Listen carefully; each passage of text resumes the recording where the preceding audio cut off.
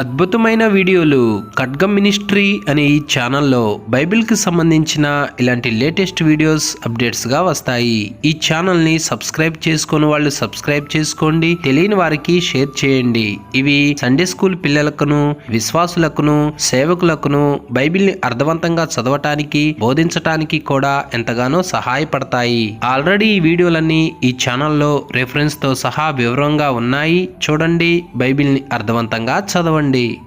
లూకా సువార్త 19వ అధ్యాయము 9వ వచనం. లూకా సువార్త 19వ అధ్యాయము 9వ వచనం. అందుకు యేసు ఇతడును అబ్రహాము కుమారుడే, ఎందుకనగా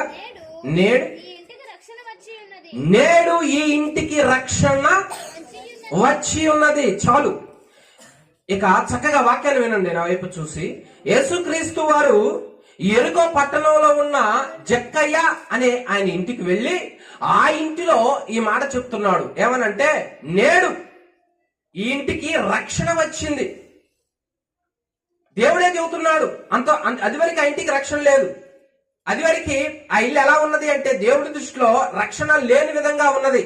కనుక ఆ ఇంటికి వచ్చిన దేవుడు ఈ ఇంటికి రక్షణ వచ్చింది. నేడు అనగా ఒక దినాన రక్షణ వచ్చింది. మనల్ని కూడా దేవుడు నేడు అన్న సమయంలో ఒక దినాన మనల్ని రక్షించాడు. హల్లెలూయా. ఈ రోజు రక్షణ లేదని బాధపడవద్దు. జక్కయ్య చేసినట్లుగా మనం కూడా చేస్తే దేవుడు ఏమంటాడంటే, ఈ ఇంటికి రక్షణ వచ్చింది అంటాడు. నీ పిల్లలు మారలేదని, నీ భర్త మారలేదని, నీ కుటుంబీకులు మారలేదని నువ్వు బాధపడవలసిన అవసరం లేదు. ఎందుకంటే ఒకప్పుడు జక్కయ్యకి రక్షణ లేదు. రక్షణ లేని జక్కయ్య ఇంటికి దేవుడు వచ్చాడు అంటే ఆయన ముందుగా ఏం చేశాడంటే 7 విధాలైన కార్యాలు చేశాడు. 7 విధాలైన ప్రత్యేకతలు ఆయనకున్నాయి. ఆ ప్రత్యేకతలు మనం చేసిన ఎడల ఖచ్చితంగా దేవుడు ఆ ఇంటిని, ఆ కుటుంబాన్ని, ఆ పిల్లల్ని రక్షిస్తాడు. ఆ ఇంటికి రక్షణ వచ్చింది అని చెప్తాడు. హల్లెలూయా. మొదటిగా జక్కయ్య ఏమి చేశాడు అంటే చూడండి, లూకా సువార్త 19వ అధ్యాయము 1 నుంచి చదవండి. ఆయన సంచరించుచు యెరికో పట్టణంలో ప్రవేశించి దాని గుండా పోవుచుండెను. సుంకపు గుత్తదారుడును ధనవంతుడునైన జక్కయ్య అను పేరు కలిగిన ఒకడు యేసు ఎవరో అని చూడగోరెను. చాలు, మొదటిగా ఆ ఇంటికి రక్షణ వచ్చిందంటే అతనిలో ఉన్న ప్రత్యేకత ఒకటి ఉన్నది. మొట్టమొదటిగా ఏమిటి? ఆ ప్రాంతానికి ఎవరు వచ్చారంటే యేసు వచ్చాడు.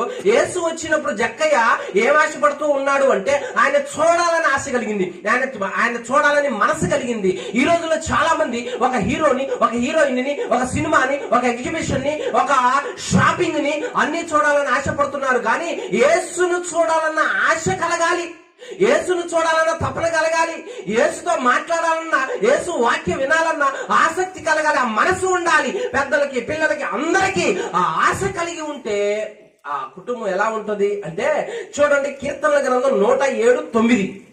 నీకు యేసును చూడాలి అన్న ఆశ కలగాలి, ఆ వాక్యం వినాలన్న ఆశ కలగాలి. అప్పుడు దేవుడు ఏం చేస్తాడు? 107:9 కీర్తన.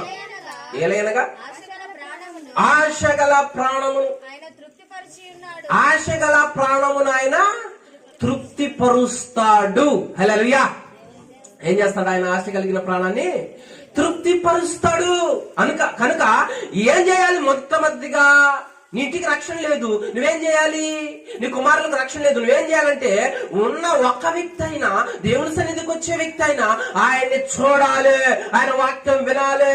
ఆయనే వాక్యం, దేవుడే వాక్యము గనుక ఆ వాక్యం వినాలి, ఆయన సన్నిధిని అనుభవించాలి, ఆయన చూడాలన్న ఆశ కలగాలి. అప్పుడు ఆ ప్రాణానంట దేవుడు తృప్తి పరిచేవాడిగా ఉన్నాడు. కనుక ఈ రాత్రికాల సమయంలో ఇక్కడికి వచ్చిన మీరందరూ కూడా రక్షణ లేదని బాధపడాల్సిన అవసరం లేదు. యేసును చూడాలి, ఆయన సన్నిధికి వెళ్లి వాక్యం వినాలి అన్న తపన ఎప్పుడైతే కలిగి ఉంటారో ఆ ఆశపడ్డ ప్రాణాన్ని దేవుడు ఆమేన్ అంటాడు. హల్లెలూయా. మొదటిగా జక్కయ్యలో కలిగిన ప్రత్యేకత ఏంటి? ఆయన్ని చూడాలి. ఇప్పుడు మీరు అందరూ ఇక్కడికి ఎందుకు వచ్చారు?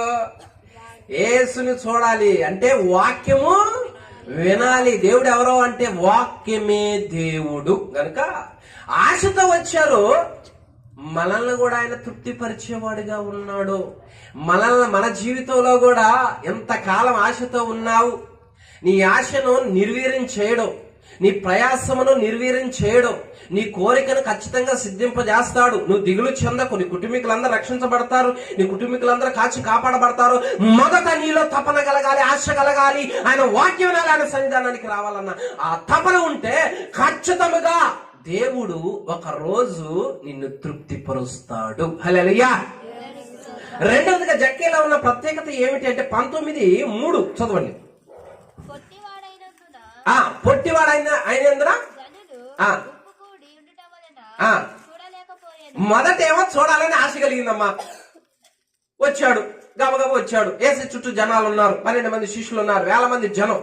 ఆశతో అయితే వచ్చాడు కానీ చూడలేకపోతా ఉన్నాడు. ఎందుకు అంటే ఇతను 3 అడుగులున్నర ఎత్తే ఉంటాడు, పొట్టోడు, హైట్ లేనోడు కాబట్టి చూడటానికి ఇబ్బంది పడతా ఉన్నాడు. ఏం చేయాలి ఇప్పుడు? ఆయన కనపడట్లా, ఆశ ఉంది చూడాలని వచ్చాడు. అక్కడేమో చూడాలి కావటం లేదు. ఇతను చూసుకుంటే పొట్టోడు, వాళ్ళు చూసుకుంటే హైట్ వాళ్ళు. ఈ పరిస్థితులు ఏం చేయాలి? చాలా మంది ఏం చేస్తా ఉంటారు అంటే వాళ్ళకి అనుకూలంగా ఉంటేనే ఏదైనా, లేకపోతే లేదు. ఆలోచించావా? కొంతమంది మనం ఏం చేస్తాం? మన బలహీనతను చూసుకుంటాం ఎక్కువ. కొంతమంది ఏం చేస్తాం? మన ఇబ్బందులు చూసుకుంటాం, మన వేదనలు చూసుకుంటాం, మన ఇరుకును చూసుకుంటా ఉంటాం, మన కష్ట నష్టాలు చూసుకుంటా ఉంటాం. కాదు, ముందడుగు వేసి నువ్వు యేసును చూడాలని ఆశపడి, నువ్వు వాక్యం వినాలని ఆశపడి, నువ్వు దేవుని సన్నిధికి వెళ్ళాలని ఆశపడిన నువ్వు నీ బలహీనతల వైపు చూడొద్దు. నీ బలహీనతలు బట్టి నువ్వు కృంగిపోవద్దు, వేదన చెందవద్దు, అక్కడే ఆగిపోవద్దు. జనం నిన్ను చూడనీకపోవచ్చు, జనం నిన్ను రానికపోవచ్చు. నీ తపన, నీ యొక్క ఆ వేగం ఆగిపోకూడదు. వాళ్ళని చూశాడు, ఈయన చూసుకున్నాడు. అబ్బా పొట్టొండైపోయానే, చూడలేకపోతున్నా, ఏం చేయాలి? ఇంటికి తిరిగి వెళ్ళాలా? ఆలోచించు. నీ సమస్య ఉంటే నువ్వు యేసుని చూడటానికి వస్తావంటే ఈ బలహీనత ఉందిలే, ఈరోజు ప్రార్థన చేసేది ఎందుకు అనుకుంటాం మనం. ఈ ఇబ్బంది ఉందిలే, ఈరోజు దేవుడికి బైబిల్ చదివేది ఎందుకు అని మనం అనుకుంటాం. కానీ జక్కయ్య ఎలాంటి వాడు అంటే ఆయన బలహీనతలు చూసుకున్నాడు. ఆయన బలహీనతలు చూసుకుని, అబ్బా నేను పొట్టోడు అయిపోయా, నాలో ఈ లోపం ఉన్నది, దేవా నన్ను ఎందుకు పొట్టోడుకు పుట్టించున్నావు నువ్వు? నన్ను కూడా ఐదుకు బిల్లు పుట్టించినట్లయితే నేను కూడా వెళ్ళేవాడినాగా. చాలా మంది నన్ను కూడా ఆస్తిపరులుగా పుట్టియొచ్చుగా, వాళ్ళలాగా పుట్టియొచ్చుగా, వాళ్ళ రంగులాగా పుట్టియొచ్చుగా అని అనుకుంటారు. తప్పు. నీ బలహీనతను బట్టి దేవుని నిందించొద్దు, నీ ఇబ్బందులు బట్టి దేవుని నిందించొద్దు. ముందడుగు వేసిన నీవు నీ బలహీనతను చూసి కృంగిపోవద్దు. ఇప్పుడు బలహీనంగా ఉన్నావు, వెనకడుగు వేయకుండా ఉంటే ఆ బలహీనతలు కొట్టివేస్తాడు దేవుడు. కాబట్టి నీ ప్రార్థనకు ఆటంకం కలుగుతున్నదనో, నీ ప్రార్థనకు ఎవరైనా అనుమతి ఇవ్వట్లేదనో, నీ వేదనతో అలాగనే ఉండి కృంగిపోయి దేవుడికి దూరం కావద్దు. నీ బలహీనతలు చూసుకుంటే నువ్వు ఏం చేస్తావో తెలుసా? కృంగిపోతావు, చేతగాని వ్యక్తి అవుతావు. బలహీన అలాగనే ఉంటది. చూడండి, సామెతల గ్రంథం 24వ అధ్యాయము 10వ వచనం. శ్రమ దినమున నీవు కృంగిన ఎడల చేతగాని వాడవుతావు. చాలు, చేతగాని వ్యక్తి అవుతావు. ఇదిగో ఈ బలహీనత ఉంది, ఇంకొద్దులే దేవుడి సన్నిధికి అని అనుకోవద్దు. ఇదిగో వాళ్ళు తిడుతున్నారులే, వాళ్ళు దూషిస్తున్నారులే, వాళ్ళు అవమానిస్తున్నారులే, వాళ్ళు ఎగతాలు చేస్తున్నారులే, కులంలోకి రానియట్లేదులే అని నువ్వు నీ బలహీనతను చూసుకొని ఎప్పుడైతే కృంగిపోతావో చేతగాని వ్యక్తి అయిపోతావు. జక్కయ్య ఎలాంటి వాడు? ఆ ప్రాంతం మొత్తంలో సౌండ్ పార్టీ, ఆ ప్రాంతం మొత్తంలో ధనం ఎంతో ఉన్నది ఆయన దగ్గర. ఈయనకు మొదట ఆశ కలిగింది. రెండవదిగా ఆయన వస్తూ ఉంటే ఆయన చూడటానికి ఆటంకం కలిగింది. తన శరీరంలో ఒక బలహీనత ఉంది. అతడు పొట్టివాడు. మన జీవితాల్లో ఇక్కడికి వచ్చిన మీ అందరి జీవితాలలో కూడా యేసును చూడాలని ఆశగా వచ్చారు, బాగానే ఉంది. కానీ కొన్ని బలహీనతల వల్ల, కొన్ని లోపాల వల్ల వాక్యాన్ని సరిగా విన్నది సరిగా పాటించలేక బాధపడుతున్నావా? బాధపడవద్దు. రెండవదిగా శ్రమ దినాన నువ్వు కృంగొద్దని జక్కయ్య ద్వారా దేవుడు మాట్లాడుతున్నాడు. ఇప్పుడు సమస్యలు రావచ్చు, ఇప్పుడు ఇబ్బందులు రావచ్చు, కొట్లాటలు జరగవచ్చు, సమస్యలు జరగవచ్చు, కానీ నువ్వు పోరాడుతూనే ఉండాలి. నీ తపన వెనక రాకూడదు. నువ్వు వాక్యం చదవాలి, బాగా వాడబడాలి, ఒక రేంజ్ లో ఉన్నావు కనుక నిన్ను శోధిస్తున్నప్పుడు నీ బలహీనతను చూసుకొని, నీ కృంగుదలను చూసుకొని అలాగనే వేదన చెందొద్దు. రెండవదిగా అతను బలహీనతను చూసుకోవట్లా.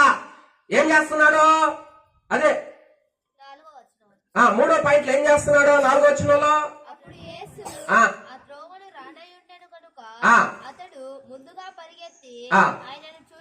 చూచుటకు చాలు. ఇక్కడ పాయింట్లు వారీగా మొదటిగా యేసును చూడాలనుకున్నాడు. రెండవదిగా ఇతనికి బలహీనత ఏర్పడ్డది, కానీ ఇంటికి తిరిగి వెళ్ళట్లా. ఆ బలహీనతలో కూడా అలాగనే నిలబడి చూడాలని అనుకున్నాడు. రెండవదిగా మూడవది ఏం చేస్తున్నాడంటే యేసు ఏం చేస్తున్నాడు, ఆ త్రోవన రానయ్యుండగా. యేసు ఏ త్రోవన వస్తుందో చూస్తండి. ఇప్పుడు చూడలేకపోయింది, బానే ఉంది. రెండవదిగా చూడలేకపోయాడు. ఆ బలహీనతను బట్టి కృంగిపోట్లా. ఇంతకీ యేసు ఇక్కడ ఉన్నాడో, అందరితో మాట్లాడుతూ ఉన్నాడో, ఏ త్రోవన వస్తాడో, ఏ దిక్కుకి వెళ్తాడో, ఏ త్రోవలో వస్తాడో అని ముందుగా ఏ త్రోవ కనిపెడుతున్నాడు. ఈ రోజుల్లో మనం ఏం కనిపెట్టాలి? యేసు త్రోవ ఎలాంటిది, దేవుడు ఏ త్రోవలో వస్తాడో, మానవులు త్రోవలో మనుషులు నడిచినట్లు మనుషులు ప్రవర్తించినట్లు ఉండదు ఆయన త్రోవలో. అంటే ఆయన మార్గం, అంటే ఆయన నడవడికలో, ఆయన క్రియలో మనుష్యుని త్రోవల వంటివి కాదు. అది గుర్తెరుగు. ఏ మార్గం అదే? ఏ మార్గంలో వెళ్తున్నావు నీవు, నీ కుటుంబీకులు? ఏ మార్గంలో పయనిస్తున్నావు? ఏ మార్గంలో నీ ఎవరి జీవితాన్ని నడిపించుకుంటున్నావు? ఆయన ఏ త్రోవన రానయ్యున్నాడో చూస్తున్నాడు, కనిపెడుతున్నాడు, ఎదురు చూస్తా ఉన్నాడు. ఇది మన జీవితంలో మనకి కావాల్సింది. ఏ త్రోవ, యేసు త్రోవ ఎలాంటిది చూడు. లేఖనం ఏమంటా ఉన్నది? ఇర్మియా గ్రంథం 6:16 ఎలాంటిదంట ఆయన త్రోవ? ఇర్మియా గ్రంథం 6:16 యెహోవా ఇలాగ సెలవిచ్చుచున్నాడు, మార్గములలో నిలిచి చూడుడి, పురాతన మార్గములను గూర్చి విచారించుడి. చూడు అక్కడ ఏమంటున్నాడు, మేలు కలుగు మార్గమేదని అడిగి అజ్జి సంగతి. యేసు ఏ త్రోవన వస్తాడు? మేలు కలిగే మార్గం ఆయన వచ్చేది. యేసు ఏ త్రోవన వస్తాడు? స్వస్థపరిచే మార్గం అయినది, ఆయన రక్షించే మార్గం అయినది, పవిత్రమైన మార్గం అయినది, పరిశుద్ధమైన మార్గం అయినది. ఏ త్రోవ అది అంటే ఏ నడవడికలు మంచియో ఆ త్రోవను గమనిస్తున్నాడు. నువ్వు గమనిస్తున్నావా?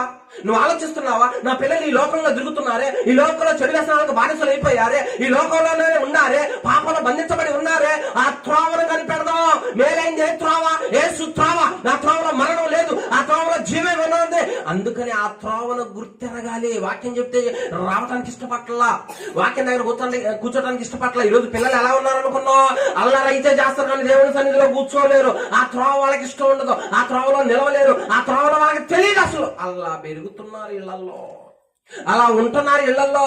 ఆడు ఆటలాడమంటే సెల్ఫోన్ తీసుకుని బాగానే ఆడతాడు, టీవీ చూడమంటే చూస్తాడు, రోడ్లు ఏమంటే తిరగమంటే తిరుగుతాడు, ఏటైనా వెళ్తాడు. కానీ మేలుకరమైన త్రోవలో కాసేపు నిలబడరా, మేలుకరమైన త్రోవ ఎక్కడుందో తెలుసుకోరా అని ఈ తల్లిదండ్రులు ఆశపడట్లేదు. ఆ పిల్లలు ఎంతకన్నా ఆశపడట్లేదు. మీ పిల్లలు దేనికి ఎక్కువ ఇష్టపడుతున్నారు? మేలుకరమైన త్రోవలో కాసేపు కూర్చున్నావా, కాసేపు వాక్యం ఉన్నావా, కాసేపు ప్రార్థన చేసావా, నీతో మాట్లాడుతుంటే దేవుడు వింటున్నావా? ఏది మేలుకరమైనది? మందిరాలకు వస్తే మంచి మాటలు మాట్లాడతాడు, నీ చెడు వ్యసనాలన్నీ పోతాయి, నీ కుటుంబంలో నీ పిల్లలు బాగుపడతారు, వాళ్ళకి మంచి భవిష్యత్తు ఉంటుంది. మేలుకరమైన త్రోవ విడిచి వ్యర్థమైన త్రోవల్లో వెళుతూ ఉంటే, ఆ త్రోవని గమనిస్తే, ఆ త్రోవను చూస్తే, ఆ త్రోవలో ఉంటే మనకేం ఉపయోగం? మనకి ఎలాంటి ఉపయోగం లేదు. జక్కయ్య మూడవది ఏం చేస్తున్నాడు తెలుసా? బలహీనతలు బట్టి కృంగిపోలా.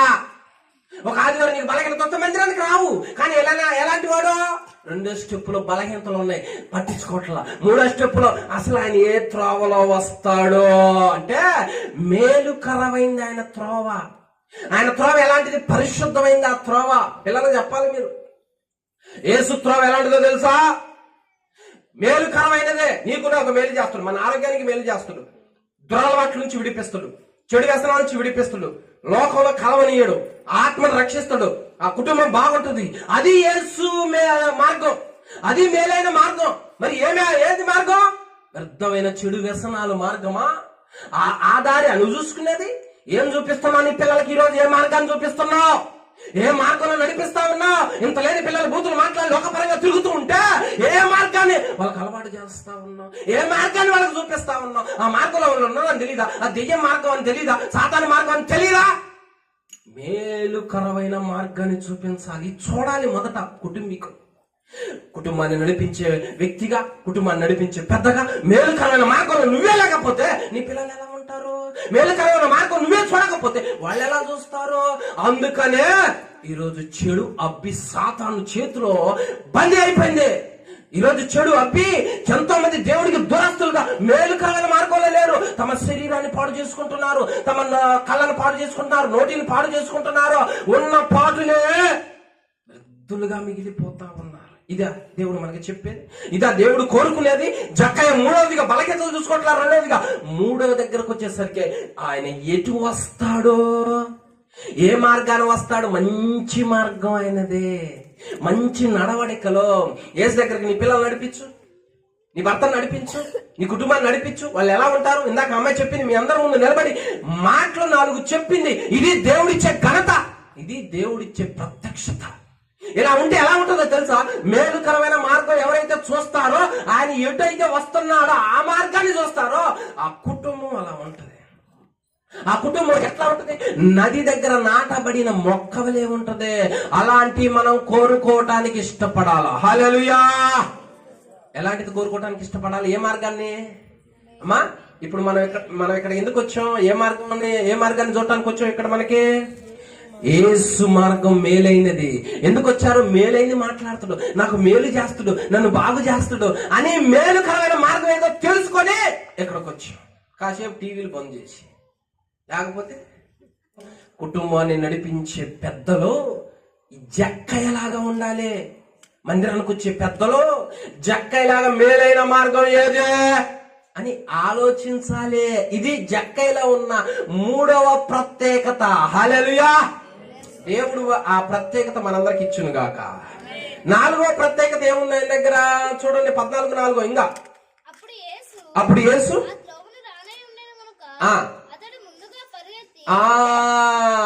4వ పాయింట్ ఏంటి? ముందుగా. అంటే వాక్యం అంతా అయిపోయిన తర్వాత, అంటే పాటలన్నీ అయిపోయిన తర్వాత, అంటే ఆమె చెప్పే సమయం అన్నమాట. అవునా కదా? చెప్పరైందమ్మా, అదేగా ముందంటే. అదే మన దృష్టిలో మన దృష్టిలో ముందేంటి? మన దృష్టిలో వంట, ముందేంటి అంట్లు, ముందేంటి పనులు, ముందేంటి తిండి. అది మన దృష్టిలో. ఆయన ఏమంటాడు? ఆయన జక్క ఏం చేస్తున్నాడో, యేసు ఏ త్రోవన రానాయన్నాడో కనిపెట్టాడు. బా, ఈ త్రోవలో వస్తాడు రా, నిజమే. అందుకనే ఆయన వచ్చిన తర్వాత, మాట్లాడటం అయిపోయిన తర్వాత, ఎదురు చూడటం అయిపోయిన తర్వాత, పోయేటప్పుడు కాదు నేను వచ్చేది, ముందుగా వెళ్ళాలి నేను. అంత ధనవంతుడికి ఎంత జాగ్రత్త, ఎంత భయం. ప్రార్థన స్టార్ట్ అంటే ఎప్పుడు వచ్చేది? అందుకే కుటుంబాలు రక్షించలేకపోతున్నాయి. అందుకే కుటుంబంలో పిల్లలు సరిగా ఉండట్లేదు, యవనస్తులు సరిగా ఉండట్లేదు. ముందు త్రోవను, మేలైన త్రోవను చూసి నువ్వు ముందుకు వెళ్ళు. కూరగాయలు కొనడానికి ఫ్రెష్ కూరగాయలు దొరుకుతాయి ముందు వెళ్తే అంటాం. ఏదైనా షాప్ ఓపెన్ చేస్తే చీరలో ముందు పోతేనే మంచిగా దొరుకుతాయి అని పోతాం. ఎక్కడైనా భోజనానికి వెళ్తే ముందు వెళ్తున్న తర్వాత అయిపోతాయేమో వెరైటీలో అని పోతాం. మరి దేవుడి దగ్గరకు వచ్చేసరికి ముందెందుకు రాలేకపోతున్నా, అడ్వాన్స్ ఎందుకు ఉండలేకపోతున్నా, ఎందుకు వెనక వస్తా ఉన్నా ఆలోచించు. నువ్వు ఏ మార్గాన్ని చూసా, మేలైంది చూస్తే నువ్వు ఆగకూడదు, ఉరకాలకి అంతే, పరుగెత్తుకొని. ఆలస్యం చేయలేదంట. ఏ త్రోవన రానై ఉన్నాడో చూశాడు, ముందుగా పరిగెత్తాడా, నిదానంగా వచ్చాడా? పరుగెత్తుకుంటూ. ధనవంతుడు ఏం చేశాడు? పరిగెత్తుకుంటూ. అమ్మా, అంత ధనవంతుడు కూడా యేసు అంటే ముందుగా, అడ్వాన్స్ గా, ఆలస్యం లేకుండా పరుగున. ధనవంతుడు పరిగెత్తాల్సిన అవసరం ఏంది? యేసే నా దగ్గరికి రావాలంటారు. నా దగ్గరకు రాలేయా, ఈరోజు మందిరానికి రావటం కుదరట్లేదు, యేసయ్య నువ్వే నా దగ్గరకు రా, నేను రావటం కుదరట్లేదులే అంటే ఎట్లమ్మా? దేవుడి దగ్గరికి మనం రావడం నేర్చుకోవాలా, దేవుడితో మనం మాట్లాడటం నేర్చుకోవాలా. దేవుని సన్నిధికి కుటుంబం అందరూ వస్తే, నడిపించబడితే నువ్వు దీవించబడతావు, నీ కుటుంబం రక్షించబడుద్ది. అదే దేవుడు ఇక్కడ చెబుతా ఉన్నదే. జక్క ఇంటికి దేవుడు ఎందుకు వచ్చాడంటే, ఎందుకు ఈ కుటుంబం పడ్డది అన్నాడంటే, రక్షణ వచ్చింది అన్నాడు అంటే, ఆ కుటుంబంలో ఉన్న జక్కయ్య ఒక్కడే వచ్చాడు ఆయన దగ్గరికి. 4వదిగా ఆయన ఏం చేస్తున్నాడు అంటే, ముందుగా దారిని కనిపెట్టాడు. అమ్మో, మేలైన మార్గంలో అందరికన్నా నేనే ముందుండాలి, లేకపోతే కోడి మాసం అయిపోద్ది, లేకపోతే చెప్పరైంది. ఆ మొక్క ఏమైంది? అయిపోతుంది, ముడుసులు మొత్తం అయిపోతాయి. మరి మొత్తం వాళ్ళే తీసుకుంటారు. ఇంక నేనేం చేసేది? తెల్లారుజామునే లెగుతుంటే, తెల్లవారకు మునిపి లెగుస్తూ ఉంటే, దేనికి ముందుగా లేవాలో కూడా నీకు తెలియకపోతే ఎట్లా? పనికి ముందుకు లేస్తావు, ట్రావెలింగ్ చేయడానికి ముందు లేస్తావు, ఫంక్షన్ ముందు లేస్తావు, స్కూళ్ళు కాలేజీలు కూడా పిల్లలు ముందుగా లేస్తారు. మందిరం అంటే మాత్రం ముందు రారు. ఇదేందండి? అంత ఆస్తిపరుడే ముందుగా దారిలో నేనే ఉండాలనుకున్నాడు. మరి ముందుగా మందిరంలో నువ్వెందుకు ఉండకూడదు? ముందుగా దేవుని వాక్యంలో నువ్వెందుకు ఉండకూడదు? చదవటంలో ఎందుకు ఉండకూడదు? వాక్యం చదవటంలో ఎందుకు ఉండకూడదు? పరిచయంలో ఎందుకు ఉండకూడదు? అన్నిట్లో ముందు నువ్వే ఉండాలి. దేవుడు చూస్తున్నాడు పైన. దేవుడు అన్ని కనిపెడతాడు. దేవుడికి అన్ని తెలుసు. అరే నేను రావటం ఆలస్యం, నువ్వు త్వరగా బా, నేను వస్తున్నా అని గబా గబా గబా గబా రావటం నేర్చుకోవాలా. దేవునికి భయపడే వాళ్ళంటే ఆయనకి ఇష్టం. సమయం పోతే కొంచెం వాక్యం పోద్దేమో, సమయం పోతే ఒక పాట పోద్దేమో, ప్రారంభం నుంచి ముగింపు వరకు దేవుడి సన్నిధిలో 3 గంటలైనా మొత్తం నేనే అనుభవించాలి. మొత్తం ఆసక్తి నేనే పొందుకోవాలి. పాటలేలే అంటారు, పాటల్లో కూడా దేవుని అభిషేకం ఉంది. హల్లెలూయా. నేను విశ్వాసిగా ఉన్నప్పుడు మా ఇంట్లో అనుమతి ఇయ్యరు. నేనేం చేసేవాడిని అంటే ఆటకు పోతున్నాను, సినిమాకు పోతున్నాను చెప్పి వచ్చేవాడిని మందిరానికి. నా పరిస్థితి అట్టుంది. ఇప్పుడు అంతా స్వతంత్రమే ఉంది, కానీ మందిరానికి రా. ఎందుకో తెలుసా? నరుడు శరీర స్వతంత్రానికి ఎప్పుడైతే మరుగుద్దో అస్సలు మాటనరో. అందుకే దేవుడు ఎవరికి ఏ ముళ్ళు పెట్టాలో ఆ ముళ్ళే పెడతాడు. ఆ ముళ్ళు పెట్టే కదలకపోతుంటుంది. నేను పోయి ఇల్లు ఎత్తుక్కోవాలి, లేకపోతే ఫోన్ చేయాలి. అమ్మా తల్లి ఎక్కడ ఉన్నావు అమ్మంటే తొందరతా ఉంటుంది రిన్ని సబ్బేసి. అదే మురికి పోదా? సామాన్యమైన మురికెమ్మది, సామాన్యమైన నలుపు అది. హల్లెలూయా. అర్థమైందా? జక్క ఏం చేస్తున్నాడు? 4వదిగా ముందుగా చూడండి. దీనికి సామెతల గ్రంథం 24:27 ముందుగా ఏం చేయాలంటున్నాడు దేవుడు? సామెతల గ్రంథం 24:27 బయట నీ పని చక్కబెట్టుకొను.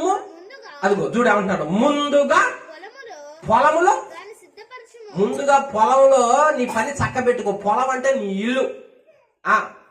పొలం నీ ఇల్లు బాగుండాలంటే, ముందుగా అది రక్షించబడాలి అంటే నువ్వేం చేయాలి? అది రక్షించబడాలంటే మేలైన మార్గంలో అందరికన్నా ముందు నువ్వే ఉండాలి. ఆ మేలైనది తీసుకొచ్చి నీ ఇంట్లో పోయాలి. ఆ అభిషేకం నీ ఇంట్లో ఉండాలి. ఆ మాటలు నీ ఇంట్లో ఉండాలి. ఆ వెలుగు సంబంధం నీ ఇంట్లో ఉండాలి. ఆ సన్నిధి నీ ఇంట్లో ఉండాలి.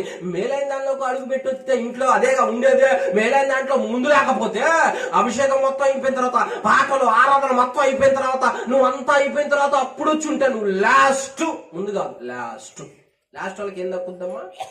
రొట్టె తొనక. ఏం దక్కుద్ది? రొట్టె తొనక దక్కిద్ది. తినగా అయిపోగా రొట్టె తొనక దక్కుద్ది. ఏ సెట్ వస్తుండో మేలైన మార్గం. ఎక్కడుండాలి? నువ్వు ముందుండాలి, పరిగెత్తాలి. అంటే భయముతో నువ్వు రావటం నేర్చుకోవాలి. మీ కుటుంబాల దేవుడు రక్షించునుగాక. ముందుగా ఎక్కడ పనిని సిద్ధం చేసుకోవాలి? పొలములో. ముందుగా పొలంలో సిద్ధపరచుకోవాలి నీ పని. ముందుగా పొలం అంటే నీ ఇల్లు బాగుండాలి అంటే నువ్వు మేలైన మార్గంలో అందరికన్నా ముందు ఉండాలి. నువ్వైందా మందిరానికి? నువ్వైనావా? పొలం పండి అని వాళ్ళతో నీకెందుకు?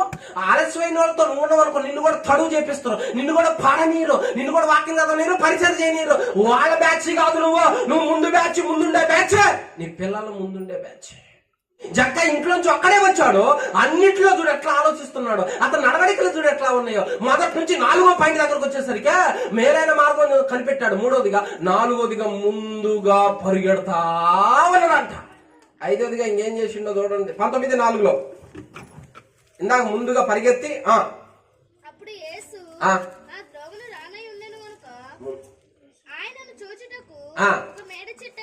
చాలు అక్కడ మేలైన మార్గం కనిపెట్టాడు. ఆయన ఏ మార్గంలో వస్తాడు? 3వదిగా. 4వదిగా ముందుగా పరిగెత్తాడు. 5వదిగా ఏం చేశాడు? ఏ చెట్టు ఎక్కాడు?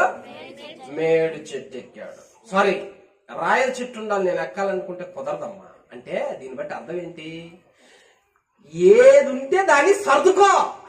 భక్తిలో మందిరానికి పోవాలి, మంచి వస్త్రం ఉంటేనే వస్తా, మంచి చెప్పులు ఉండాలి, అన్నం తింటేనే వస్తా అంటే, వాళ్ళు వస్తేనే వస్తా అంటే, టైం అయిపోయింది రాలేదు, ఇదిగో వర్షం పడుతుంది, ఉన్నది సర్దుకోలేవా?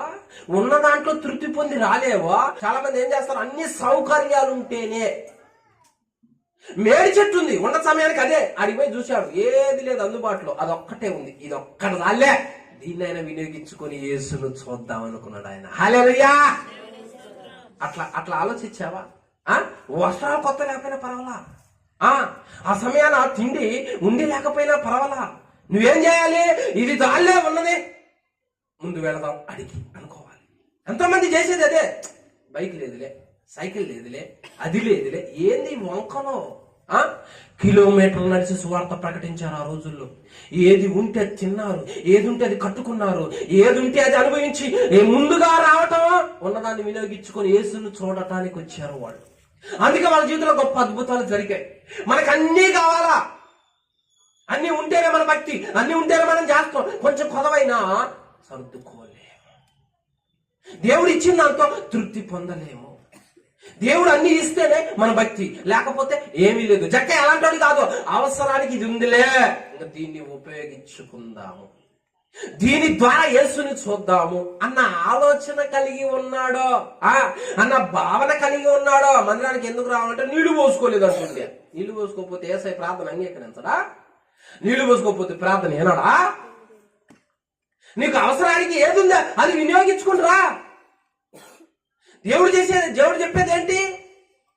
కొంచెంలో నమ్మకంగా ఉన్నవాడు ఎక్కువలో కూడా నమ్మకంగా ఉంటాడు. చూడండి లూకాసు వార్త 19:17.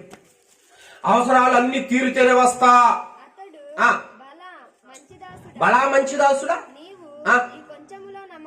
చూడు ఏమంటున్నాడు, నీవి కొంచెములో అంటే నీకు ఏది ఇచ్చానో అది వాడుకొని దాంతో తృప్తి చెంది దాన్నే వినియోగించుకొని నాకు అది లేదులే ఇది లేదు అది ఇస్తే వస్తాను అనుకోకుండా దాని ద్వారానే తృప్తి పొంది నన్ను చూడటానికి వచ్చావు. బలా నమ్మకమైన మంచి దాసుడా. హల్లెలూయా. నీకు ఎంత పని ఇచ్చిందనుకో, దాన్నే తృప్తి పొంది చెయ్యి. ఒక అవకాశం ఇచ్చిందనుకో, ఇది ఇచ్చిందే చాలు, దాంతో తృప్తి చెంది దాన్ని వినియోగించుకో. అది లేదు ఇది లేదని అనకూడదు, ఒకరు పెట్టకూడదు. కొంచెంలో ఉంటావా నమ్మకంగా, ఉన్నదాన్ని వినియోగించుకుంటావా అంటాడు దేవుడు చూస్తాడు మన భక్తిని. ఎప్పుడు కూడా అది లేదు ఇది లేదు అని ఎప్పుడు మనం అనుకోకూడదు. ఇప్పుడు రోజు బీపీటీలు తింటున్నావు, ఒకరోజు కంట్రోల్ బియ్యం వచ్చింది, ఏమైంది తినొస్తే అది ఇస్తేనే వస్తా అంటే ఉన్నది వినియోగించుకోలేకపోతే ఎట్లా? నరులు ఏం కోరుకుంటున్నారో తెలుసా? సర్వ సమృద్ధి ఉంటేనే భక్తి.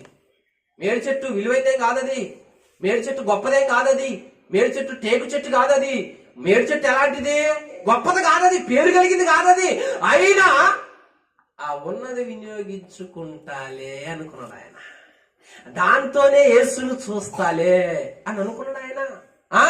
మరి ఏంటనుకున్నా ఆ రోజుల భక్తి? దేవుడు ఎందుకు అనుకున్నా నీ ఇంటికి వస్తానన్నదే. ఇదంతా చూస్తున్నాడు జక్క ఏం చేస్తున్నాడో.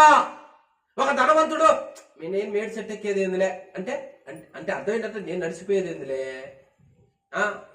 రేంజ్లు చూసుకోకూడదు అక్కడ, గొప్పతనాలు చూసుకోకూడదు అక్కడ. దేవుడి దగ్గరకు వచ్చేసరికే ఉన్నదాంతో నువ్వు తృప్తి చెందాలి.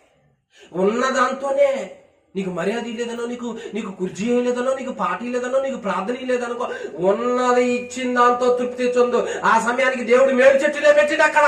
అది వాడుకొని నీ రేంజ్ చూసుకోకుండా ఉన్నది వాడుకొని నువ్వు నన్ను చూడాలని పెట్టిండు. అప్పుడు ఏం చేయాలి ఆయన? ఇదైనా చాలే, ఉన్నది దేవునికి స్తోత్రం అనుకున్నాడు. హల్లెలూయా. మనం కూడా అంతే, మనకు కూడా ఇచ్చింది అంతే. ఇప్పుడు నీకు ఏమిచ్చాడు?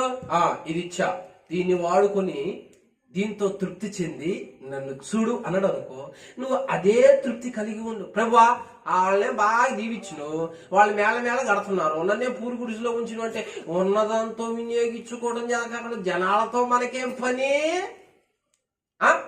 వాళ్ళు ఎదిగారు వీళ్ళు ఎదిగారు, నీకు ఇచ్చింది తృప్తి పడో.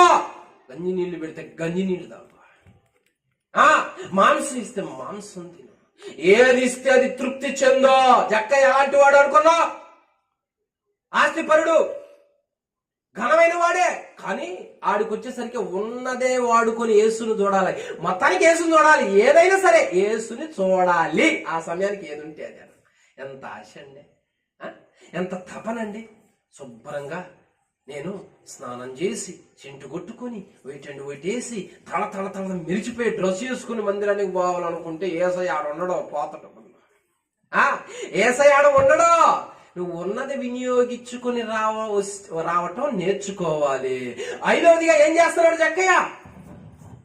ఉన్నదాన్ని వినియోగించుకుని యేసుని చూడాలని ఎక్కిండు దాన్ని. అంటే దాన్నే ఎక్కాడు, దాన్నే ఇష్టపడ్డాడు, దాని ద్వారానే యేసును మాత్రం చూడాలని చెట్టు ఎక్కి కూర్చున్నాడమ్మ. 5వదిగా. ఇప్పుడు 6వదిగా చూడు 19:5. కన్నులెత్తి చూసి యేసు ఎప్పుడు చూశాడో? 5 పాయింట్ల దాకా చూశాడు. అరే ఈడు మొదట నన్ను చూడాలని ఆశ కలిగింది, రెండోదిగా ఇడు పుట్టోడు వెనక్కి తిరిగి వెళ్ళిపోవాలా. మూడోదిగా నేను ఎట్టొస్తానో కనిపెట్టిండు. నాలుగోదిగా పరుగును వచ్చాడు. ఐదవదిగా ఉన్నదే ఎక్కాడు అని ఇప్పుడు చూస్తున్నంట దేవుడు జక్కయ్య వైపు. ఏదో చెట్టు ఎక్కాడు, ఏసయ్య ఆయన వైపు చూశాడు. ఏమంటున్నాడు?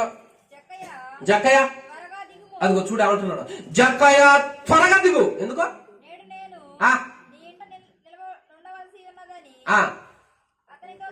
హల్లెలూయా.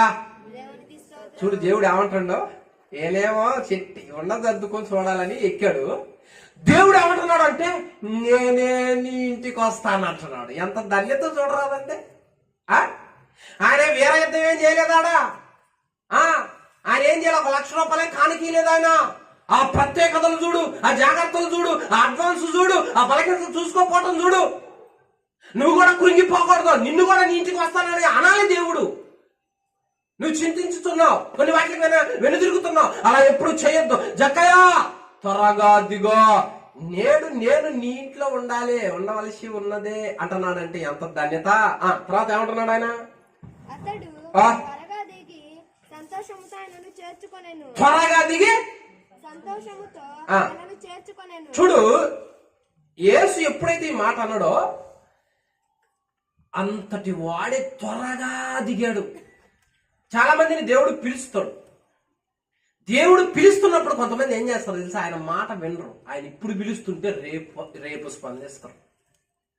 ఆయన ఇప్పుడు త్వరగా రా నా సన్నిధికి, ఇప్పుడు త్వరగా ప్రార్థన చేయి, ఇప్పుడు త్వరగా కన్నీరు కార్చు, ఇప్పుడు ఉపవాసం ఉండు, ఇప్పుడు వాక్యం చదువు అంటే ఇప్పుడు అనగా చెప్పిన వెంటనే చేయటం నేర్చుకోవాలి. ఎప్పుడైనా దేవుడు సేవకుల ద్వారా, వాక్యం ద్వారా, కళల ద్వారా, దర్శనం ద్వారా నువ్వు త్వరగా అన్న మాట అన్నాడు అంటే నువ్వు ఆలస్యం చేయకూడదు అని అర్థం. నువ్వు వేటి చేయకూడదనో, లేటు చేయకూడదు. నీ స్నేహితులు వచ్చారనో, నీ బంధువులు వచ్చారనో, అనవసరమైన వాటికి నువ్వు ఆలస్యం ఇంకాసేపులే అని ఉండకూడదు. నువ్వు త్వరగా దిగో. త్వరగా అన్న పదం ఎందుకు వాడాడో తెలుసా? చాలా ఇంపార్టెంట్. జీవితంలో కొన్ని సమయాలు ఎంత ఇంపార్టెంటో తెలుసా? చాలా ఇంపార్టెంట్. నువ్వు ఇప్పుడు త్వరగా దిగాలి అనుకో, కాదులే ప్రభువా కాసేపు మా పిల్లలు ముద్దు పెట్టుకుని, మా పిల్లలకు దిష్టి తీసి నీళ్లు పోసి కొత్త బట్టలు వేసి అప్పుడు నేను వస్తాను ఉండు ప్రభువా అన్నాడు అనుకో. దేవుడు ఏమంటాడంటే సరే అప్పుడు నెక్స్ట్ వచ్చినప్పుడే రాలే, నేను వెళ్ళిపోతానే అని అంటాడు దేవుడు. నీ జీవితంలో, మన జీవితంలో కొన్ని సమయాలు చాలా విలువైనవి, చాలా గొప్పవి. అక్కడ మనం ఆలస్యం చేయకూడదు. ఎంతో మంది జీవితాల్లో ఆరోదిగా ఆలస్యం చేస్తారు. ఆయన మాట్లాడుతున్నప్పుడు ఇదిగో ఇప్పుడు నీలో ఈ బలహీనతలు ఉన్నాయి, లేదా నీలో ఈ ఉన్నాయి కొన్ని ఉండరాని. దేవుడు ఏమంటే త్వరగా తీసేసుకో. దేవుడు ఏమంటే త్వరగా పక్కన పెట్టుకో అంటాడు. నిర్లక్ష్యం చేయొద్దు, త్వరగా చెయ్యి అన్నప్పుడు పరిచర్య అయినా ఏదైనా ఆయన మాటకు భయపడి స్పందించాలి. ఆడ త్వరగానే ఆయన చెప్పాడు, ఈ జక్కయ్య కూడా త్వరగా దిగాడు అని ఉంది అక్కడ. అంటే నిమిషం లేట్ చేయాల, తొందరగా స్పందించాడు. ఆయన వాక్యం మీద, ఆయన మాట మీద అంత భయం కలిగి ఉన్నాడు. త్వరగానే మాట చెప్పగానే వినాలి. దేవుడు మాట చెప్పగానే వినటం నేర్చుకోవాలి. నువ్వు నా చెప్పేది ఎందులే, నేను ఇప్పుడు దిగనులే, ఇంకాసేపటికి దిగుతాలే, నువ్వు నా కార్యం చేసినప్పుడు దిగుతాలే, మా ఆయన మార్చినప్పుడు దిగుతాలే అని మన ఇష్టం వచ్చినట్టు మాట్లాడకూడదు. దేవుడి దగ్గర మన నిర్లక్ష్యం పనికిరాదు. అందుకే అక్కడ ఏమంటుంది? యెషయా గ్రంథం 50 అధ్యాయం 2వ వచనం. యెషయా గ్రంథం 50 అధ్యాయం 2వ వచనం. నేను వచ్చినప్పుడు ఎవడనూ లేకపోనేలా, నేను పిలిచినప్పుడు చూడు ఏమంటున్నాడా? నేను మాట్లాడుతుంటే, నేను పిలుస్తుంటే ఒక్కళ్ళు కూడా నాకు బదులు సమాధానం చెప్పట్లా, అసలు స్పందించట్లా, అసలు భయపడట్లా, అసలు చెప్పింది చేయట్లా. నేను పిలిచినప్పుడు స్పందించట్లా, ఉత్తరం ఇట్లా ఎవరు అంటున్నాడు దేవుడు. ఈ రోజులో చాలా మంది అయ్యా ఎంతకాలం లోకపరంగా తిరుగుతూ, ఎంతకాలం వ్యర్థంగా తిరుగుతూ, చెడు వ్యసనాల్లో బానిసలు అయిపోతూ రాయ్యా అని పిలుస్తున్నప్పుడు నువ్వు భయంతో రావటం నేర్చుకో, త్వరగా రావటం నేర్చుకో. ఇప్పుడు మందిరానికి రా, ఇప్పుడు బాప్తిని తీసుకో అంటే కాదులే, ఇప్పుడు కాదులే, ఇంకా టైం ఉందిలే. దేవుడు ఒకటి మాట్లాడుతుంటే త్వరగా చేయని మనం ఇంకొకటి చెప్పకూడదు. దేవుడు త్వరగా ఇది చేయంటే మనం ఇంకొకటి చేసుకోకూడదు. నా స్నేహితులు చెప్పాడులే, వాళ్ళు చెప్పారు, వీళ్ళు చెప్పారు, ఇంకా టైం ఉందిలే, ఇంకా అనుభవించాల్సి ఉందిలే అంటే కుదరదు. కాలం మన కోసం ఆగదు. కాలం, సమయం, ప్రాణం అంతా ఆయన చేతిలో ఉన్నది. నీ పిల్లల భవిష్యత్తు, నీ కుటుంబం భవిష్యత్తు ఆయన చేతిలో ఉన్న. ఆయన త్వరగా అన్నాడంటే సమయం ఆలస్యం చేయకూడదు. సమయం ఆలస్యంగా చేసుకోవద్దు. నువ్వు నడవాల్సిన మార్గం జాగ్రత్త. నువ్వు వినియోగించుకోవాల్సిన సమయం జాగ్రత్త. అంతటి వాడే త్వరగా దిగు అంటే గబ్బా గబ్బా గబ్బా దిగాడు. ఎంతో వేగంతో దిగాడంట, ఆలస్యం చేయలేదంట. అంటే నా తెలికడతా, మందిరానికి రానోడు, ఇంకా దేవుని విశ్వసించని వాడు అప్పుడే ఎంత రెస్పెక్ట్, అప్పుడే ఎంత భయం. సంవత్సరాలు వాక్యం విన్నా దేవుడికి లోబడవా? సంవత్సరాలు వాక్యం విన్నా త్వరగా దేవుడు చేయమంటే స్పందించవా? చేయవా? ఏమడుగుతున్నాడు ఆయన? ఏం చెబుతున్నాడు ఆయన? నీ జీవితంలో, నా జీవితంలో ఇది నువ్వు త్వరగా చేయి అన్నప్పుడు ఆలస్యము చేయక. ఆలస్యం పెను ప్రమాదం. అందుకే దేవుడు అంటున్నాడు, నేను పిలిచినప్పుడు ఉత్తరం ఇచ్చివాడు ఎవడిచ్చాడు ఉత్తరం? నీ పిల్లలు వదిలేసి తిరుగుతున్నావు, వాడు జాగ్రత్త అన్నప్పుడు నువ్వు త్వరగా ఏం చేయాలి? జాగ్రత్త చేయాలి. నీ కుటుంబంలో పరిస్థితులు ఎలా ఉన్నాయి, త్వరగా జాగ్రత్త చేసుకో అన్నప్పుడు నువ్వేం చేయాలి? జాగ్రత్త చేసుకోవాలి. నీ పద్ధతులు సరిగా లేవు, నాకు విరోధంగా ఉన్నది, నువ్వు జాగ్రత్త పడు, త్వరపడు అన్నప్పుడు నువ్వేం చేయాలంటే దాన్ని కేర్ తీసుకోవాలా, భయం చూపాలా, రెస్పెక్ట్ ఇవ్వాలా, భయపడాలా. కానీ దేవుడు ఒకట మాట్లాడుతుంటే మనం అది పట్టించుకోకుండా ఉంటే అట్లా. ఈ రోజులో చాలా మంది అదే. ప్రతిరోజు నీ పిల్లలు బైబిల్ చదువుతారా? ప్రతిరోజు మీ యవనస్తులు ప్రార్థన చేస్తారా? ఎందుకు దేవుడు చెబుతున్నది వెళ్ళలేకపోతా ఉన్నావు? దేవుడి వాక్యాన్ని దేవరాత్రం ధ్యానించమంటున్నాడే. పండుకున్నప్పుడు, లేస్తున్నప్పుడు, కూర్చున్నప్పుడు, నడుస్తున్నప్పుడు నా మాటలు చెప్పమన్నాడే. మీ పిల్లలు నా బోధన పెంచమన్నాడే. నువ్వు త్వరగా చేయి అని దేవుడు చెబుతా ఉంటే అస్సలు ఎందుకు లక్ష్య పెట్టం? దేనికి త్వరగా టైం ఇవ్వాలో, దేనికి త్వరగా టైం ఇవ్వకూడదో కూడా మనకు తెలియకపోతే ఎట్లా చెప్పు? ఆలోచించు. ఈ ఇంటికి రక్షణ వచ్చిందని దేవుడు చెబుతున్నాడు అంటే ఆయన ఏం చేస్తే రక్షణ వచ్చిందో ఆలోచించు. ఇంకా కుటుంబంలో కొంతమంది రక్షించబడలేదు అంటే వచ్చిన వాళ్ళు ఎలా ఉన్నారో ముందు ఆలోచించు. ఎలా ఉండాలి? మనం ఎలా ఉండాలి? దేవుని బిడ్డలుగా మనం ఎలా ఉండాలి? 66 గ్రంథాల పేర్లు తెలియదు ఈరోజు 10వ తరగతి చదివే పిల్లలకి, డిగ్రీ చదివే పిల్లలకి నేర్పట్లా లేదు. త్వరపడు అని దేవుడు చెబుతున్నప్పుడు నీ కుటుంబాన్ని చక్కదిద్దుకో, ఆలస్యం చేయొద్దు, జాగ్రత్త అని హెచ్చరికలు చేసినప్పుడు ఏం చేయాలి? ఎవరు వింటున్నా? ఎంతమంది వింటున్నారు? ఫస్ట్ క్లాస్ మార్కులు వస్తే మెచ్చుకుంటావు, ర్యాంక్ వస్తే మెచ్చుకుంటావు, ఉద్యోగం వస్తే మెచ్చుకుంటావు. ఒక్కసారి బైబిల్ చదవకపోతే అది చచ్చిపోతే ఎక్కడికి పోవాలి? నరకానికి పోవాలి. నీ చదువును బట్టో, నీ సర్టిఫికెట్ల బట్టో, జాబును బట్టో పరలోకం ఇవ్వడో. నువ్వు త్వరగా చేయాల్సినవి కొన్ని ఉన్నాయి. నీ కుటుంబం నిమిత్తం, నీ నిమిత్తం జాగ్రత్త పడవలసిని, దిగవలసిని, చక్కదిద్దుకోవాల్సిని, ఆయన చేర్చుకోవలసిని చాలా ఉన్నాయి. అవి నువ్వు ఆలస్యం చేయకూడదు, తడవ చేయకూడదు. అందుకనే త్వరగా దిగు జక్కయ్యా అన్నాడు. త్వరగా దిగిందంట, త్వరగానే దిగిందంట. తర్వాత ఏం జరిగింది? 7వదిగా 19:8 యేసుక్రీస్తు వారు త్వరగా దిగమంటే దిగాడు. ఇక ఆయన ఇంటికి తీసుకెళ్లాడంట సంతోషంగా. ఇంట్లోకి యేసయ్య వచ్చాడు. ఇప్పుడు 7వదిగా చివరిగా జక్కయ్య ఏమంటున్నాడు? స్పందన ఎట్లా ఉంది? నిలవబడి ప్రభువా నా ఆస్తిలో సగము పేదలకు ఇచ్చుచున్నాను. అన్యాయముగా నేను ఎవరి యొద్దనైనాను అన్యాయంగా దేన్నైనా తీసుకుని ఎడలా అతనికి 4 గంటలు మరలా చెల్లింతునని ప్రభువుతో చెప్పాను. 4 గంటలు చెల్లిస్తే అన్యాయంగా ఎవరి దగ్గర తీసుకుంటే 7వదిగా ఏ స్పందన వస్తుందో తెలుసా? ఇంట్లో 6 అయిపోయినాయి. 7వదిగా యేసుని చేర్చుకున్నాడు. త్వరగా దిగి 7వదిగా ఆ ఇంట్లో నిలబడి 6వదిగా యేసుని చేర్చుకుని 7వదిగా అంటాడు. ఆయన వచ్చేసరికి ఆనందం పట్టలేక ఏ వస్తువులు ఇంట్లో ఉంటే, ఏ పాపం ఉంటే, ఏ చెడు వ్యసనం ఉంటే, ఇతనికి ఇబ్బందులు గురి చేస్తున్నాడో, బాధపడుతున్నాడో, వేదనకు గురైపోతున్నాడో, మనశ్శాంతిగా లేడో అవి తెలుసుకోగలిగాడు. ఇంతకాలం నాకు సంతోషం, ఈయన వచ్చినప్పుడు సంతోషంగా లేదు, ఈయన వచ్చినప్పుడు ఈ సంతోషం వేరుగా ఉన్నది. అంటే ఇదివరకు నా దగ్గర ఉన్న ఈ అన్యాయం, ఈ అక్రమైన సొమ్ము, ఈ చెడు వ్యసనం సమస్తం నాకొద్దు. నా ఇంట్లో ఉన్న ఇవన్నీ బయటికి వెళ్ళిపోవాలి. అన్యాయం అక్రమైందని ఆయన అంటున్నాడు. యేసు రానంత వరకు, యేసు ఇంటికి రక్షణ వచ్చింది అన్నంత వరకు మన ఇంట్లో ఏముంటాయి అంటే పాపమే ఉంటది, చెడే ఉంటాయి. ఇంకా చాలా మంది ఈ క్రైస్తవుల ఇళ్లలో లోకపరమైన పాటలు, మాటలు, ఆటలు ఉన్నాయంటే ఆ ఇంట్లో ఉన్నది బయటికి పోవాలా, ఆ ఇంట్లో ఉన్నది ఒప్పుకోవాలా. 7వదిగా అతను స్పందన చూడు ఎలా ఉన్నదో. ఇంతకాలం ఈ చెడు సొమ్ము అది వరకు తెలియలా, యేసు వచ్చిన తర్వాత గుర్తించాడు. ఇది నాకొద్దు అంటున్నాడు ఆయనే. నేను ఎవరి దగ్గర ఏదైనా తీసుకుంటే 4 నేను ఇచ్చేస్తా, నాకొద్దు అంటున్నాడు. ఎందుకో తెలుసా? యేసు ఇచ్చే సంతోషం ఆయనకి జీవితంలో ఎక్కడా కలగల, ఎక్కడా ఉండదు కూడా. అందుకనే దీనికన్నా ఏనొచ్చినప్పుడే నాకు సంతోషం. దేవుడు వాక్యం ఏమంటది అనుకున్నా? వెండి బంగారాల కన్నా విలువైంది ఆయన వాక్యం. ముత్యముల పేరు దాని ఎదుట ఎత్తనేయకూడదు.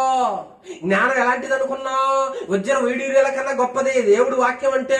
అలాంటిది నీ ఇంట్లోకి వచ్చిన తర్వాత చెడు అనేది నీ దగ్గర ఉండడానికి ఇష్టపడడు దేవుడు. అది మనమే వదిలేసేటట్టు చేస్తాడు, మనమే ఒప్పుకునేటట్టు చేస్తాడు. ఆ సంతోషం, ఆనందం కలగటానికి జక్కయ్య జీవితంలో చేసింది 7 కార్యాలు చేశాడు ఆయన.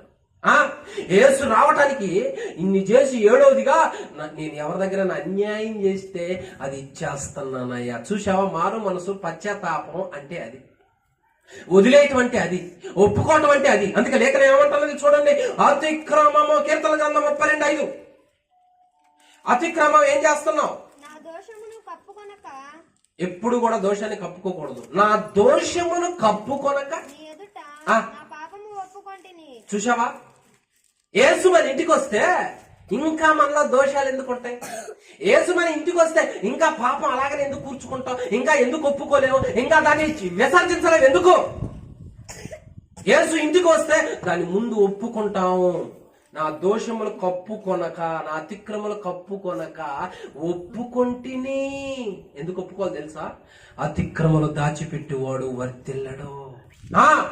జక్క జీవితంలో 7వదిగా ఇక పాపాన్ని, తప్పును మొత్తం ఒప్పుకుంటున్నాడు. వద్దు, నా ఇంట్లో వద్దు, ఇదే ఈ చెడు వద్దు, నా పిల్లలు పాడైపోతారు, నా భర్త, నా కుటుంబం పాడైపోద్ది, ఈ ముచ్చట్లు వద్దు, ఈ లోకపరమని వద్దు, నేను ఊడ్ చేస్తున్నా, బయటికి ఒప్పుకుంటున్నా, బయటికి వెళ్ళగొడుతున్నా, తీసేస్తున్నా అన్న భావన కలిగింది. క్రిస్మస్ వస్తా ఉంది. కొత్త బట్టలు లేకపోయినా పర్లా, ఇంటికి రంగైపోయినా పర్లా, ఇంటిలో ఉన్న పాపము, చెడు మాత్రం బయటికి వెళ్ళిపోవాలి. అది క్రిస్మస్ అంటే. అది దేవుడు కోరుకున్నది అంటే. పండగల భక్తి కాదు మనం చేయమన్నది దేవుడు. యేసు వస్తే ఒక వ్యక్తి జీవితంలో ఏం జరుగుద్దంటే ఉన్న తప్పులు ముందు బయటికి వెళ్ళిపోతాయి, చలని వెళ్ళిపోతాయి. ఆ వ్యక్తే నాకొద్దు, ఈ అలవాట్లు వద్దు, వాళ్ళ దగ్గర కూర్చొని ముచ్చట్లు పెట్టను, వీళ్ళ దగ్గర కూర్చొని ముచ్చట్లు పెట్టను, వాళ్ళ గురించి, ఇరుగు పొరుగు గురించి నాకు అనవసరం, అస్తమానం వాళ్ళతో ఆ తప్పులు ఎలుత్తి నేను చూపించడం, ఇవన్నీ నాకొద్దు అంటావు, ఈ చెడు నాకొద్దు అంటావు, వాటిని విసర్జిస్తావు. నీ మార్పు వేరే విధంగా ఉంటది. ఎందుకో తెలుసా? ఆయన ఆడికి వచ్చాడు, ఆయన వాక్యం వచ్చింది అంటే మొట్టమొదటిగా చెడును బయటికి పంపించుద్దే. అంత కృప కలిగిన దేవుడు ఆ ఇంటికి వచ్చినప్పుడు 7వదిగా జరిగే కార్యం అది. నాకొద్దు ప్రభువా అంటున్నాడు, నేను ఇచ్చేస్తా అంటున్నాడు. అంటే జక్కయ్య జీవితంలో ఆనందం దేవుడు చూస్తున్నాడు. వాక్యం సంవత్సరాల తరబడి విన్నా, నీ ఇంటికి తీసుకుని వెళ్ళినా ఇంకా బయటికి వెళ్ళిపోని ఉంటే, ఇంకా ఒప్పుకోకూడని ఉంటే, అయి ఉన్నంత కాలం అతిక్రమణ దాచిపెట్టేవాడు వర్ధిల్లాడు అంటుంది లేఖనం. నువ్వు అలా ఉండకూడదు, మనం అలా ఉండకూడదు. జక్కయ్య జీవితంలో ఆ ఇంట్లోంచి ఒక్కడే వచ్చాడు, ఆ ఒక్కడే యేసును తీసుకెళ్లాడు. నా ఇంట్లో ఈ పాపం ఉండకూడదు. తల్లిదండ్రులు దగ్గరుండి పిల్లల టీవీలు చూపిస్తుంటే, దగ్గరుండి చెడగొడతా ఉంటే, ఆ పాపం వీళ్ళు బయటికి నెట్టలేకపోతా ఉన్నారు. ఏం మంచి వస్తుంది దానిలో? ఏం మంచి చూపిస్తున్నారు దానిలో? ఏం మాటలు వినిపిస్తున్నారు దానిలో?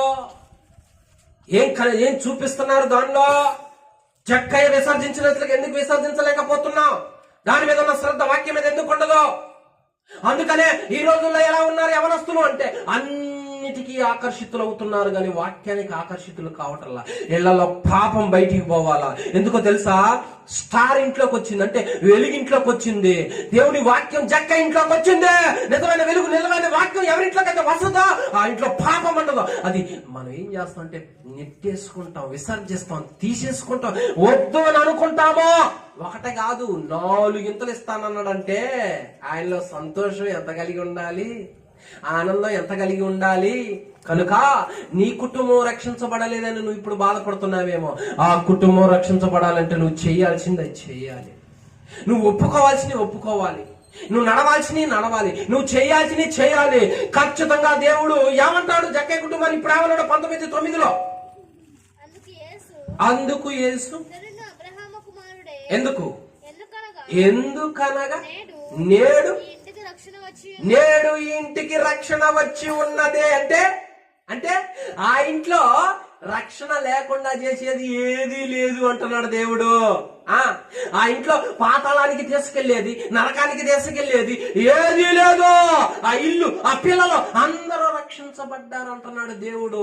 ఆ ఇంటికి రక్షణ వచ్చి ఉన్నది అంటున్నాడు దేవుడు. ఎంత కృప! దేవుడు ఏం చెప్తున్నాడు? ఆ మాటలు ఇక్కడున్న కుటుంబాలతో కూడా, ఇళ్లలో వాళ్ళతో కూడా దేవుడు పలకాలి. హల్లెలూయా! పలకాలి. ఇంటికి రక్షణ వచ్చింది అని దేవుడు చెప్పాలి. అంతేగాని ఇంటికి రక్షణ ఇంకా రాలేదు, ఒక లోపం ఉన్నది. యేసుక్రీస్తు వారి దగ్గరికి యవనస్తుడు వచ్చాడు. నిత్య జీవం పొందడానికి నేను ఏం మంచి కార్యం చేయాలి అంటే దేవుడు కొన్ని ఆజ్ఞలు చేశాడు. పొరుగువాడు ఆశించొద్దు, నరహత చేయవద్దు, వ్యభిచరించొద్దు, దొంగలించొద్దు అన్నాడు. నేను అన్ని పాటిస్తున్నానే, ఇంకా కొలవేంది అన్నాడు. వాడి ఇంట్లో అన్ని పాటిస్తున్నాడు. ఒక్క లోపం ఉందంట. ఒక్కటి ఏంటంటే విస్తారమైనది ఆస్తి గలవాడు. దేవుడు ఏమన్నాడు? ఇంకో ఒక్కటి కొదువుగా ఉంది నాయన నీ ఇంట్లో, అది గనక నువ్వు తీసేసుకుంటే నీ ఇంటికి రక్షణ వస్తుంది అన్నాడు. ఏంటి అంటే నీకున్న ఆస్తి అమ్మి పేదలకు ఇచ్చి నన్ను వెంబడించు అన్నాడు. ఆ ఒక్క మాటకి మొఖమట చిన్న బుచ్చుకొని దేవుణ్ణే వదిలేసుకుని వెళ్ళిపోయాడంట వాడు.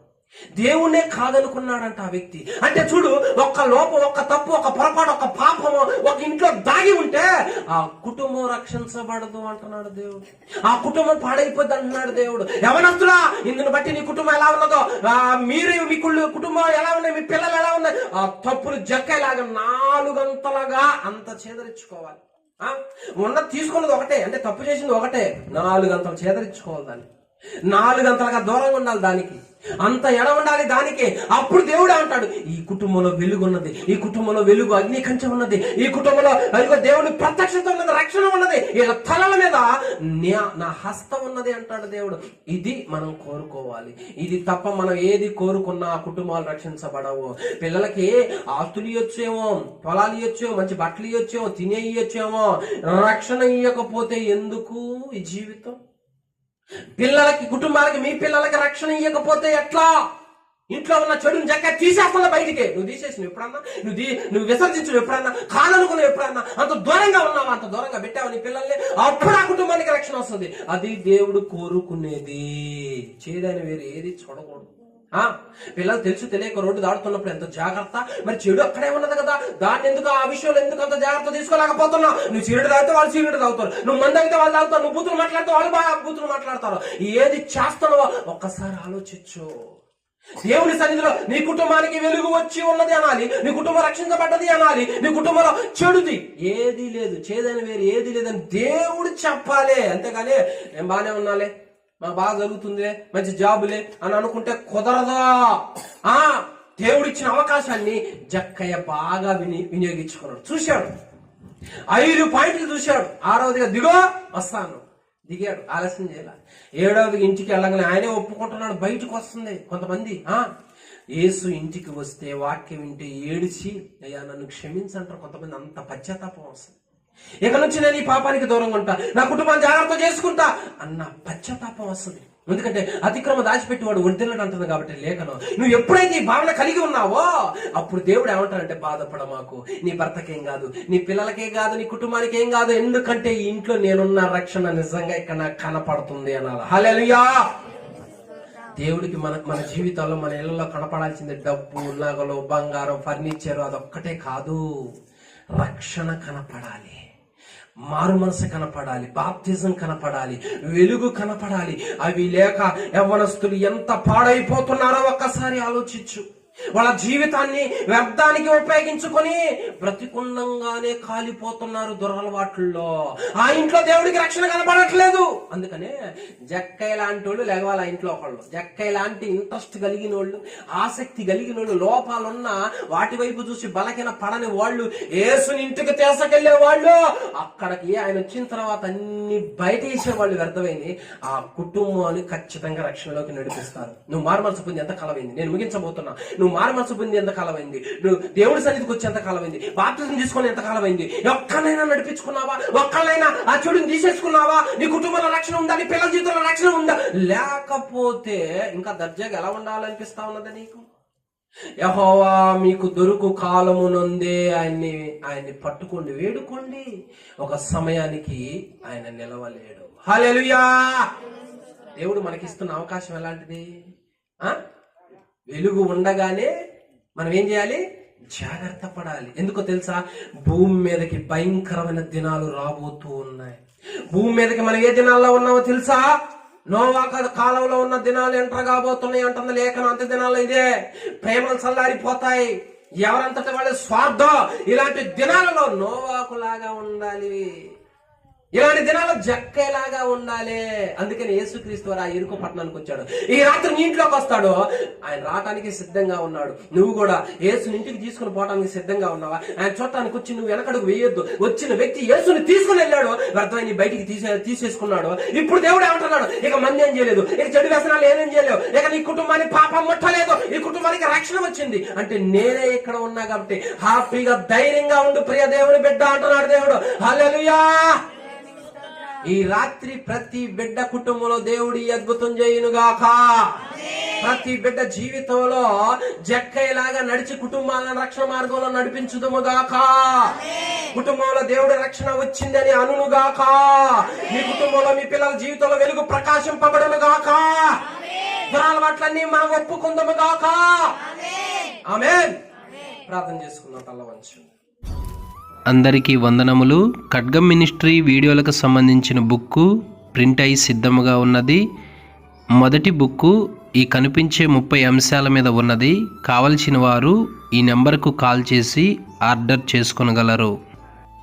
బైబిలులోనే ఆదికాండం నుంచి ప్రకటన గ్రంథం వరకు ఉన్న 1126 కఠిన పదాలు రిఫరెన్స్తో సహా వాటి అర్థాలు గల బుక్కు కావలసిన వారు ఈ క్రింది నెంబర్లకు కాల్ చేయండి. ఖడ్గం మినిస్ట్రీ అనే ఈ ఛానల్ వీక్షిస్తున్న మీ అందరికీ మా వందనములు. ఈ ఛానల్లో బైబిల్కి సంబంధించి ప్రతి కఠినమైన పదాలకు అర్థాలు వస్తాయి. కాబట్టి ఈ ఛానల్ ను సబ్స్క్రైబ్ చేయండి, లైక్ చేయండి, కామెంట్ చేయండి, షేర్ చేయండి.